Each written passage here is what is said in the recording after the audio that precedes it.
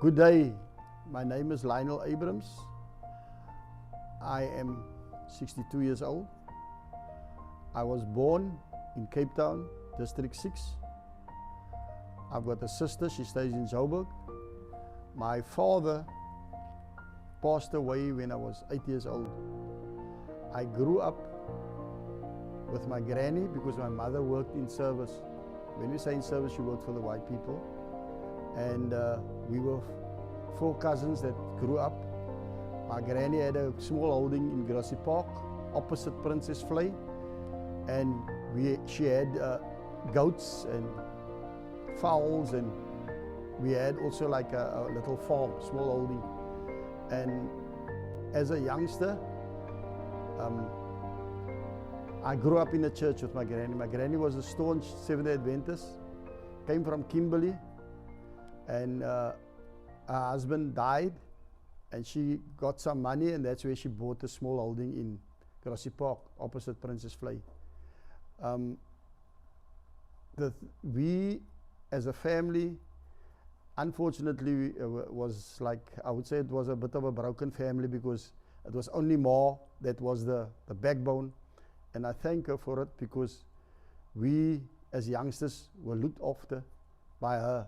And she disciplined us in that sense, if I must use that word, where every morning we had to get up at 5 o'clock to take the goats over to the flay so that they can eat their fill. And we also had the big 100-liter drums that each of us had to fill before we go to school. And I mean, it was difficult. I mean, people that know the winters that time, it was very cold. There was no shoes, so it was barefoot. That was our chores every day. And my granny was very strict in the sense that that was what we had to do. And we went to a Seventh-day Adventist school, which was Riverside Primary in Athlone. And we had to travel, after doing our chores in the morning, we had to travel by train to Riverside Primary. And I would say we grew up in the church. We used to walk from Grassy Park to Retreat Church in 5th Avenue, through the flay. That time it was just bush, to go to church. And we were always on time. Ma used to wake us up also, even though it was the Sabbath. 5 o'clock was your time to get ready for church. And we used to walk every Sabbath to church, whether it be barefoot or with shoes. The one thing that I must say is that the life wasn't easy, because as I say, Ma was very strict. Ma didn't take any nonsense. We got our hiding on time. And also, we were actually very poor, although Ma had the allowance of, because Grandpa was in the war, she got a pension, which she bought the plots there. But we had to toil the soil to get a living. We also used to go to Kavda in Grassy Park, which was a welfare organization which used to sell broken stuff and food and things like that. And we used to go there to get our food. They knew us already. We used to go to Wynberg with our trolleys. They call it vanchies or whatever. Used to walk down Prince George Drive to Wynberg to go and get our fruit, our bruised fruit and veggies. And that was the way that we used to live. We also had our own garden, which Ma made us to dig a well, which we used to water the garden, which we ate out of the garden. That was our living. Our meat, there wasn't a thing about meat. Once every 2nd month or whatever, 2 fowls would be put in a little coop, and they would be fattened, and that was like a feast that we had, but there wasn't a thing about meat. It was strictly vegetarian. Going away from that now, because of being poor, I only could attend Riverside Primary till Standard 3, and from there I went to a school nearer to us in Grassy Park, which was Kennemeyer Primary. From Kennemeyer Primary I went to John William Kay, and from John William Kay I went to Grassy Park High. It was okay, but I mean, as a youngster, going to school with the short pants in winter, sometimes without shoes. You felt a lot out of place. But I mean, because the way Ma brought us up, we were happy with what we had. My mother came once a week to us. My mother wasn't in the church, she was in the world. Ironically, she was a very good ballroom dancer. And if I must put it like this, I was the one that was looking after, in the sense that I used to skimp off my food to give to her, because Ma was like that. If you don't want to obey God's law, you weren't allowed to eat. And I used to give it to her, and just jumping away from what I'm saying now, I thank God my mother was converted after a lot of years. She converted, and she's still converted, she's still alive. But anyway, let me get back to where I was. And that is how we grew up. My mother got married again when I was 16 years old. And Ma was also getting old, so Ma couldn't cope with us also, and we were also getting big, so Ma needed to get, so to say, if I was put it like this, get rid of us so that we can get to, and luckily for me, my mother got married. It wasn't all haywire, because the man that my mother got married to, which I call my father also, he was in the world. He wasn't also, I mean, my mother wasn't also yet in the church. But from there, I had to go and stay with my mother, and we stayed in a squatter camp. It wasn't straight from Ma to a decent place. It was in a squatter camp, which we stayed on a yard, and that's where we grew up. And there was a lot of infighting there and things like that, but I used to still attend church, going from a place, I don't know if I can use that name, but anyway, from the squatter camp to retreat church. And I used to walk every Sabbath to church. Again, we stayed there for 5 years, and I was still going to church, but then something happened to me. I don't know, I think it's the devil. It is just the devil. I can't say I think it's the devil. But I started being part of the world. And when we moved to the squatter camp, after 2 or 3 years, I started not going to church. I started meeting worldly friends and things like that. And started also, I'd never smoked, but I started drinking. And it was from there, when I was about 18, I wasn't going to church anymore. My mother always used to tell me, hey, whatever, but my mother wasn't converted. But sometime, say about 2 years down the line, something happened to my mother and my father, and they changed. And they accepted God, and they also started attending a retreat church. Up until now, again, just jumping away, my father is a deacon for years, for the time he's for years a deacon at retreat church. He's 89, and my mother is 92. And I would say from the age of reaching about 40, yeah, she was about 40, or yeah, just between 40 and 50, she accepted God. And she would always tell me, Lionel, I am praying for you. And that time I was like, tell me, Lionel, I am praying for you. And that time I was like in the world, because I can tell you now I'm going to 21. And I can remember, I mean, you can't forget, if you look at me, you'll see that I've got a prosthetic left eye. I was 21, I can still remember it. And I was getting involved. I wouldn't say it was gangsters that time, but we were a clique. And we used to go out to scenes. When you say scenes, you'll put it in Afrikaans, you'll say jola, where you shake your body, and drinking, and you get your woman and things like that, whatever. And that same day, that was, I can still remember my punishment that I got. It was on a Sabbath, where we went to have a nice time for Lionel's little 21st, which was, you know, if you look at it, anybody that was in the world, you know, it was really hectic. And it was like in somewhere near Kefde.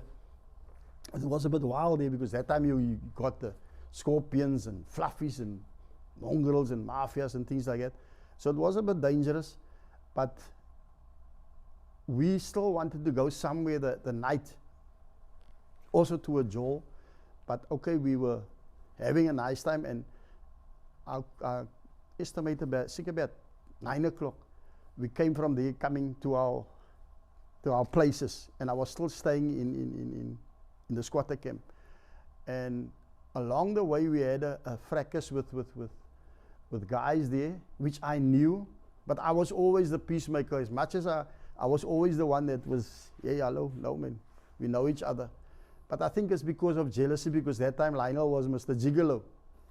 And there was a bit of jealousy because while I was still talking, I was attacked. Panga, somebody hit me from the back, and you used to wear glasses that time, and somebody hit me with a panga on the front of my left side of my face. And there I was hit, I was knocked out, but I woke up again. But in that time when I woke up, I was already down. I felt I was bleeding, and I got my way out to my friends. These people left him, but I know who it was. And I found out afterwards by them, they said, yeah, your eye is hanging out. That was my 21st birthday present from the devil. And I tell you, I was still under the influence, and I went to the hospital. It took me there. I couldn't operate because I was too full of wine and things like that. And they operated the morning, but they looked at my eye and they said my eye has been damaged, so damaged that I won't be able to. They will have to remove my eye. And I think the Sunday morning, yeah, they removed the eye. And I was like swollen. A lot of people came to visit me and things like that. But I can still remember that when I went under the operation table, I could still say, doctor, don't worry, God is with you. And if you look at it like this, I'll tell you, I'm just briefly on this this first operation thing, was that my whole left side of my face was fractured. It was knocked in. I mean, you know, let's say a pick steel. You hit somebody on the face with that, it's shattered. They had to take out my hip bone, that's that arch, that round. They had to cut my left side. They had to take it out of the socket and cut parts of it off to rebuild my left cheek. If you look at it, if you look at it here, you'll see that my skull was cut open from behind the ear right over to the front here. So that if you can pick it up there, you go see here on the side. See here. And they had to work this bone into my cheek because my cheek was flat. As you can see here, I mean, I'll let you into it. I'll take off my glasses. You can see here on the side, it's a bit lower, okay? And my eye was removed. A lot of people came to visit me and prayed and things like that. My mother was also at that time also in the church, prayed for me and things like that. And but still, I mean, I still didn't listen. Also in my mind was, I know them, revenge and things like that. And I came to that where, when it was the day of the case, because I knew the people, I was in the mindset, and I can still remember, I put on everything black. I put on a black jeans, I put on a black sweater, I put on a black Stetson, if you know a Stetson, so I had, and black shoes, I had everything black. That was like day of darkness. I was going there to take revenge in court, and that was a retreat court. And that time there wasn't detectors for knives or guns or whatever. And I got in there with something also, which in my mind was, I'm going to sort out this court once and for all. And ironically, my mother said to me the morning I left, I'm praying for you. I said, yes, Mom. But I was very still. But my mind was focused on the revenge. And at the end of the day, something also came over me which took my mind away from the revenge. There was a recess, and I went out, and the toilet was very low. And what I had on me I actually put it, like the gutter was like that, big gutters that came like that. I just tossed it in there, but somehow the leader of the mongrels of Lavendale, he saw me and he said, what are you doing? I said, jy, vat hy vir jou, man. Dan is sy point. Ek het dit nie nodig hê. Maar hy sê, hey, but sy het my lawyers in die school gesit and things like that. That's what he said. Because I knew what I was talking about, you understand? They tried to put me in a corner, but I remember the lawyers was Cohen and Gradner. They were the top criminal lawyers here. I took them for a ride because of me not letting them dictate to me. So I actually won the case and they actually got a sentence which was mitigated to, so they say, like a parole sentence. Which I accept. I wasn't happy with it, but somehow, because of my mother's prayer, I can say that, and a bit of prayer of my own also, in the sense I didn't want to do it, but you had to also show, yeah, you was that, oh, you understand that point. And it happened so where that guy said to me this, I can still remember him, they call him Spook, he's the leader of the mongrels, said to me, my bro, ek wil saam met jou wees man, want ek sien sy het 'n jalse plak, all those things. But that didn't go to my head. Still, I was still Lionel. And I used to go around. I started I had to go for a prosthetic eye, which also got at what's that, Victoria Hospital. I got used to it. Had to wear glasses. That time, I mean, when you lose an eye like that, you a youngster, which, hey, now, what girl wants this over the one eye, man? You understand that point? And then I know it's difficult. I mean, you're 21, you had all the roses around you, now you only got sunflowers. Not that sunflowers is bad, but anyway, as I say, that's how it went with me. And that's where I started drinking a lot and things like that, and being never-minded in the sense that now I went through that, nobody can stop me. So they knew me as a person that if they looked for trouble, they will get trouble. I go through a wall, you must get you. That was the way that it was. But luckily for me, the way that I was brought up, I wasn't a bully, where you find people, because they got something on them, they want to go and attack that person. I was always a peacemaker. And perhaps being the peacemaker, that is how this also happened to me. But I think also it's my punishment to bring me back to where I'm supposed to be. Okay? So moving away from that, that time, as I say, we moved from the squatter camp. We got a flat in Lavendale, and before me getting into Lavendale, because we stayed on the side where so to say, where the gang mafia stayed, Lavendale was mongrel, so I couldn't go there. I had to go and face them first to say, hey, hello, I'm staying here, but I'm not a gangster. We are all nice time, whatever. Just for, should I say, afkoel and whatever. But anyway, when they go and see them, but also with something in the pocket, the people, you know what, I don't just mention, but anyway, and we survived there, and up until that day, they remembered because their leader told them, hey, los die man, ek ken die man, and their leader was Mr. No Nonsense, and I stayed in the heart of where the mongrels was. And we still had a big clique and things like that, which came there, and that's how, through me, Lavendale got part of us, like, because they knew now, hey, this guy is no nonsense, but they like, so let's say they call him the cats that time was. You understand that point? Also, just to mention it, I don't know if I must mention the name. Can I mention the name? Can I mention the name? It's the name that was that time that we used was, and is notorious now in Lavendale, was JFK. That was the name. It was started by, I'm not going to brag about it, but it was started by us.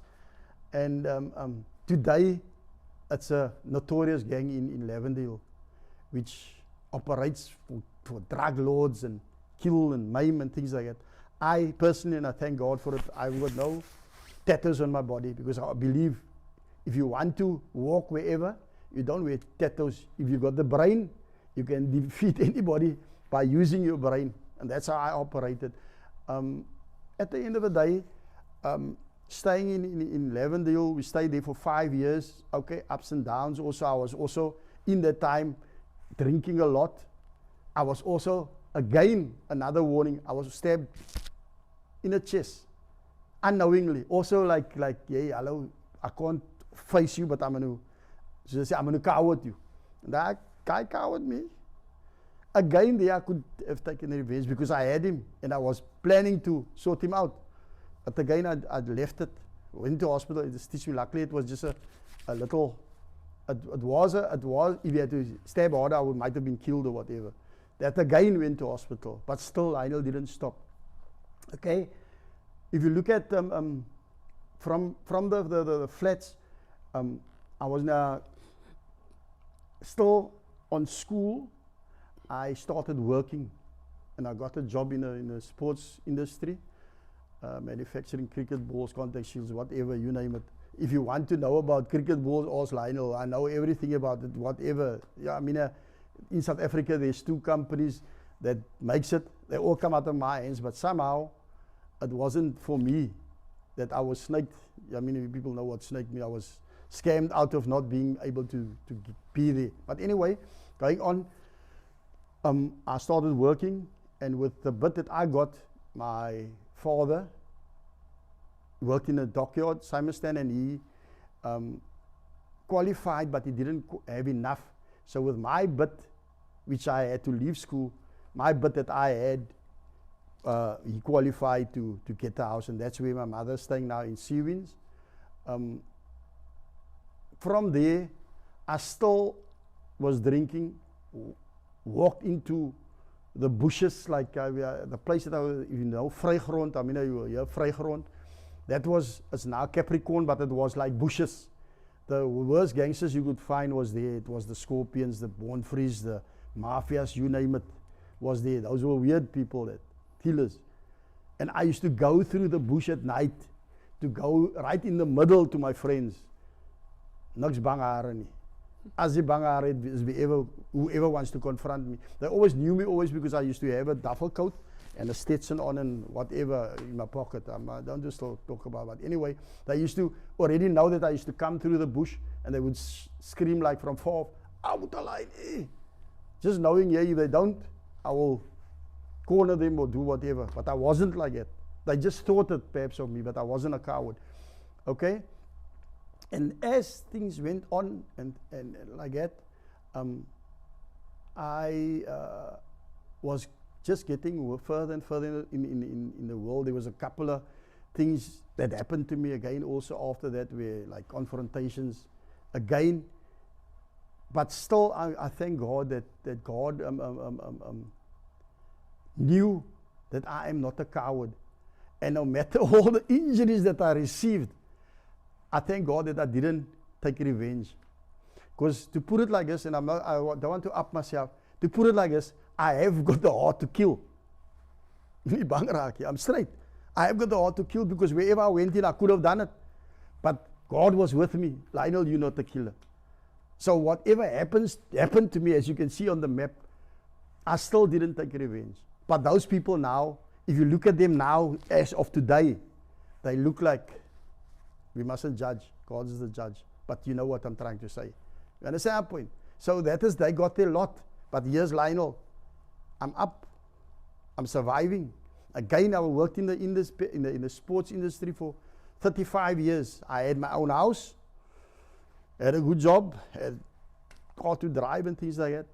A place. I had shares there because of the knowledge that I had. I mean, like if I should have money now before whatever, and I would start something like that again. But okay, I haven't got money. I lost everything. I lost my house. I had to sell the house because I wasn't working, and I moved from pillar to post. I mean, I lived 3 places. As of now, about 6 months now, I'm staying in Eindhoven, Delft, by my sister-in-law, me and my wife and my daughter. And as I say, it's now 5 years back now that I realized, man, listen, I've got to change. There's a God. Again, just a little, just to get me near to where I want to be actually, just to fit the puzzle in. When the place got liquidated, I didn't go and say, hey, I knew where I came from. I knew I grew up like a poor person. You understand my point? And I could relate to it. That is why, I mean, if you look at me being in Blikkiesdorp and things like that, because I know, I come from there. And I was driving Uber, okay? And, you know, to put it like this, it's very dangerous. It is very dangerous if you don't know where you're going. The persons that I knew, I picked them up in Delft, in, what's it, the beginning of Delft, what's it, I think it's not Leiden, I think. Yeah. Knew the kid, his parents, his mother worked at Tahila in Elsies River, and he asked me to take him to the quarry. That's at the back here, Kontermans Club, something, yeah, there. But when I came to pick him up, it was a Friday evening, and when I came there, I see there's another two guys, African guy and another colored guy, but he's also colored. And he said, no, we're going to a party there. Can you drop us there? Asked me how much is charged, and that's the figure that I gave him. And he said, his friend is there in Contermasco, his friend will pay and things like that. And I drove them there. But then the two guys that was with him, they looked so suspicious to me, like dark glasses and, you know, this balaclava on the head that they put it just here, but not over the face, but just here. And I said to him, you're going to an upmarket place there. Why have you got these things on? But okay, still not sussing on that something is going to happen. And they took it off and whatever, because but the guy that I know is sitting at the back, and the side point, and he's like talking to somebody like there. But if I paint the picture back, he wasn't talking to anybody, he was using it as a camouflage. The side point. So the phone in front to the guy that's sitting next to me would ring, but it's him that's doing it, because I'm concentrating on the road. And okay, I know the one place where they always give like functions. I went straight there, and the security knows me because I brought a lot of people driving Uber when they have functions, taking them, because I used to work Durbanville. And the guy said, no, we every Friday we got parties here. But then I asked him, is this the place? He said, no, it's not there, because it was too light. So they couldn't do what they wanted to. But I knew down the line of there's a quarry place there that does cement. Every cement is there. And there's like two big poles with floodlights on the end. There's cameras on top. And I saw it already when I drove the people during the day there. And I said to him, listen, because now I was starting to get suspicious, because I want my money and I want to move. I said, I'm going to park here, and you tell your guy to come and fetch you here, but I'm not going further in, because I know I took people into another farm there also, and that farm, there's no lights, and it's dark. So if you drive in there, here, I don't know if you're going to come out, especially with the motive that these guys had. And I parked there, but okay, nature called, and I got to pee and things like that. And not furbing also. I also had a knife with it, so unfortunately I had a knife there also, but I always had the knife. When I get out, I put it in my side. But again, it wasn't meant to be. Lionel, get out and go pee, and leave my other knife there, and when they go pee, it's about 20 meters away. And by that time, one guy was standing that side. He was also like Gangster peeing, and this one was talking to somebody, but he was talking. If I look at the picture, they were talking to one another, but making a camouflage that I think they're talking to that guy. But when I got out, that gave them the opportunity to rehearse themselves. And when I was finished, I came to them, and as I came to the car, this one says to me, "Hey, is she falling?" To me, like. I say, yeah, what's your problem? As I'm saying, what's your problem? There's a shadow from the reflection of the light that shows me somebody coming up with a dagger like this at the back of me. I couldn't do anything else. It was too late, because I was seeing it already there. And by the time I'm seeing it, it's already a blade about that long got plunged into my left blade, shoulder blade, and it went right through. I mean, a shoulder blade is that bone is very hard. It went right through, and that blade broke off in my back. I tell you, these guys, there's a ditch there. They say, "Hey, ons vat hom aan, maak hom frik." Sorry for using that words, but anyway, sorry for that. And they pulled me there, but I'm hassling with them, and I lost my shoe. Now I'm just there like up and down, Muslim. As I'm fighting with him, I can feel I'm badly stabbed, but I'm now here near the trees, and I fall. But as I fall, I find there's a little rock that I got there. Now the rock, and not just the rock, but my words that I used that night, and I will never forget it. I just said like this, and I tell you, the eyes had murder in it. I said, "Lord, help me to defeat these demons." And people say, "Hey, miracles." Okay, every day to get up is a miracle. But that miracle happened to me, where God gave me the strength with a punctured lung to overpower these guys. And they could see they couldn't overpower me, because it came to me where I got that strength, where I had all three of them on the ground. And again, telling myself, "Lionel, where's your knife?" Again, I had the knife, but again, that wasn't to be. You understand? And I might be interpreting it wrong, but there again, God was with me. Where God gave me the strength to get them away from me, and that's where one of them ran to the car and started the car, and then they were still chasing me. You know, people are so scared on that road because it's very dark. Nobody stops. Nobody stops. I was like, in the sense where I was telling myself, "Hey, I've got so much pain. I'm going to either run in front of a car, the car either knock me, because I can see these guys want to finish, and I'm starting to feel because the blood was like oozing out of my back." And I just thought, let me just run on the road there. And I tell you, as I'm running, but I'm praying also. And the guy that got into the car, he came and it was like he could have knocked me over. Again, God was with me. He just, "Jy ouens, klim in man. Ons ry, ons het alles van hom hier." Because the money that I made, that time it was good money in it. There was about 3,000 rand in the car that I made for that day.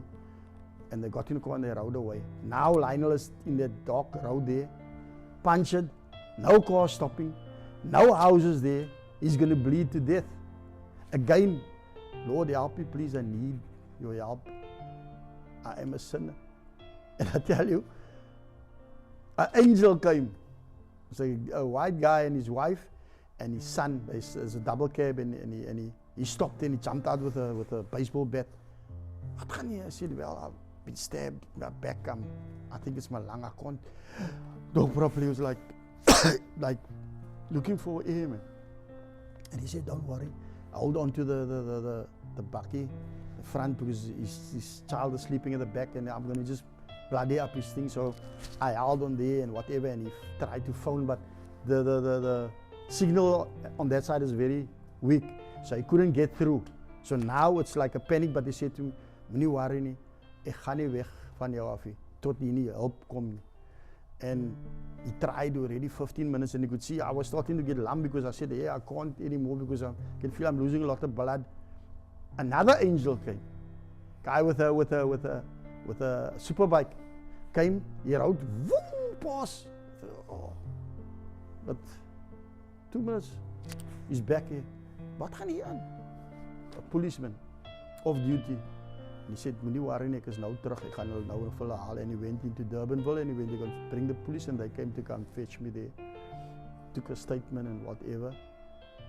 I'm just briefing it, but the blade that went into my back was that, and it was that thick, and that was like a dead, let's say, a doodskoot.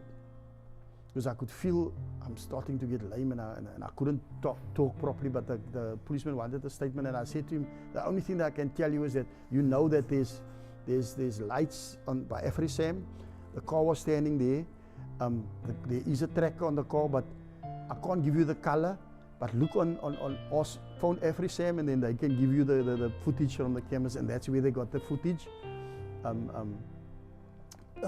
They sent out the warning to police stations and things like that.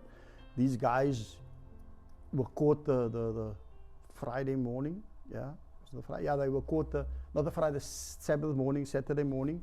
They were caught in what's the place down here, man? It's Ashton or Robertson, somewhere there. They were caught there. With the car. So just check how far they were driving, and they found everything there. Again, the case appeared in Belleville, and somehow, I can again tell you, somehow, it was with the loss with the prosecutors and everything. As I was with other cases, I again was in the driving seat here. But ironically, the date where the prosecutor told me they will get from 15 years up. The date when the case was finalized, I somehow got my dates wrong, and I didn't go to court, and those guys were set free. But the thing is, this is that, again, if I look back, the other guys also got it like that. So it's just, what I'm trying to get at here is that they are going to get their day, no matter what. And what I'm also trying to get is that God was again on my side. I went and I was at Conradi, the other hospital up here, I don't know, but okay, just use my Conradi. But anyway, they couldn't do the operation. They went I went for a scan, and then they said that the blade went right through my lung, but luckily it just cut my lung. But it's facing down. But they can't do the operation. The next morning I'll have to be transferred to Tygerberg Hospital. Went to Tygerberg, they sedated me. The next morning they came to fetch me, and I went straight for another scan. This scan was like the ultimate. The blade made a 360 turn. I don't know how, I don't know how, but anyway, I'm explaining it made a 360 turn. And now it split my left lung right through the middle. And the blade stopped so far from my aorta here. I had to go under an emergency operation straight away. The doctor said to me as a Muslim, I still remember Dr. Naidu, I had to sign an indemnity form there because I can't still wait, because any movement, if that blade shifts to the aorta, I'm dead. They can do nothing. And again, I said to him, Doctor, don't worry, I know I'm going to survive. God is with you. Although you're Muslim, Allah and God, you call it Allah in Muslim, but it means God. And I say, you are in God's hands. And he said to me, no, you're right there. I went under the operation. It was about 7 or 8 hours operation. The operation was finished, and then the doctor, I was lying there sick for 3 hours, then I woke up, and then the doctor was there, and he said to me, you were speaking to me all the time about God while I was, and he said he was sedated, but somehow he said that you were speaking to me about God, and that's God who pulled you through. And I can tell you, I mean, I'm still exercising, I'm not short of breath. I don't feel the effect. Okay, my side, it happened 8 years ago, 7 years ago. My side is still dead here, because they had to put plugs in here to drain all the blood out of my lungs or wherever. But this part of mine, the left side of mine, is still dead. Yeah, all the effects of that. But what I'm trying to get at, there it started to change me. Prior to that, where drinking is concerned, I've stopped drinking 20 years ago already, but I still didn't go to church or whatever. I tried, okay, here and there, but it was like reading and praying now and then and things like that. But I just came to the sense that, listen, you know where you were brought up. My mother always, as I go and visit her once a month, she always used to tell me, Lionel, I'm praying for you. You see how blessed I am. And it hit home, and it drew me nearer to God. And I'm not perfect, we're all sinners, as I say. I mean, when we do our thing in Blakkiesdorp, always when I pray, I say, God, we We means all of us, no matter if we go to church on Sabbath or whatever, we are all sinners. Somehow we falter, but we mustn't look down on people like that. And that taught me, and I say I'm striving for perfection. And I say the only person that can carry me through is God. And I mean, now I'm a pensioner, but I'm surviving. I'm fit, as you can see. I'm fit to be able to work. If there's somebody there that's listening or is going to listen to this, if you've got a job for me, as old as I am, I'm prepared to do it. I can drive, I can do anything. I'm in manufacturing, I know all the details. Even what we are doing in Blikkiesdorp with the women folk sewing and things, I've got all that vast experience. But anyway, to come to a conclusion here is that God is good. God is always good. And as I say for myself, I'm a testimony of all the ins and outs of the world.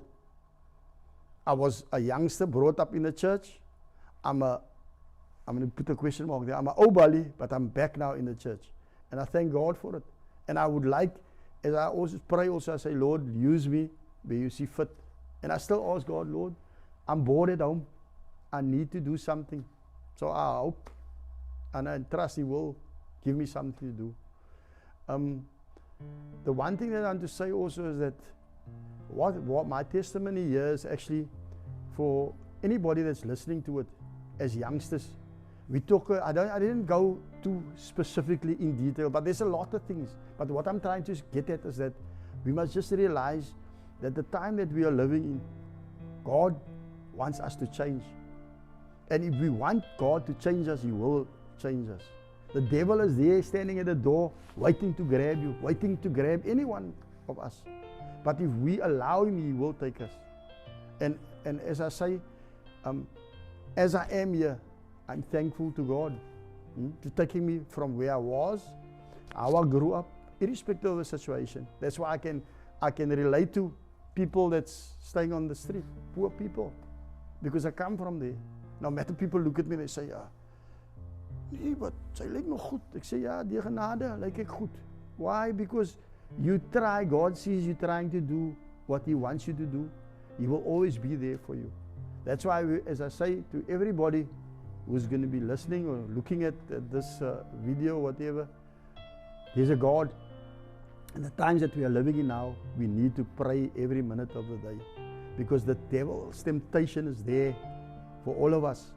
No matter a pastor or elder, evangelist, missionary, he's there.